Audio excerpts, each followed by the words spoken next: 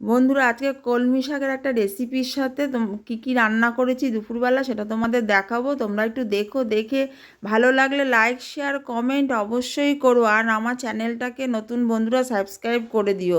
প্রথমে গ্যাস ধরিয়ে কড়াইতে সর্ষের তেল দিয়ে নেব।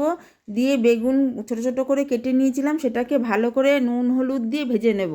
ভেজে নিয়ে ওটাকে তুলে নিয়ে ওই তেলেই কালো জিরে এবং শুকনো লঙ্কা ফোড়ন দিয়ে কলমি শাকটা দিয়ে দেবো। দিয়ে পরিমাণ মতো নুন হলুদ দিয়ে ভালো করে কষাবো। যখন ভাজা ভাজা হয়ে যাবে তখন এই বেগুনের ভাজা টুকরোগুলোকে দিয়ে দেবো। দিয়ে একটু নাড়াচাড়া দিয়ে চিনি দিয়ে দেবো। চিনি দিয়ে আবার একটু নাড়াচাড়া দিয়ে এবারে দিয়ে দেবো পোস্ত। পোস্ত দিয়ে আবার কিছুক্ষণ নাড়াচাড়া দিয়ে নামিয়ে ফেলবো। দেখো, কলমি শাকটা তৈরি হয়ে গেছে।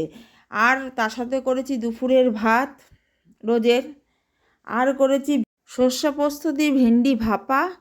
তার সাথে করেছি পোস্ত, চালমগজ আর বাদাম বাটা দিয়ে করেছি আস্ত পটল আর আলুর কষা। এটা রেসিপিও তোমাদের দিয়ে দেবো। আর তার সাথে করেছি লাউ মুগ আর শাক, তো তোমাদের দেখিয়েছি। এই হচ্ছে আজকের মেনু। কেমন হয়েছে তোমরা অবশ্যই জানিও।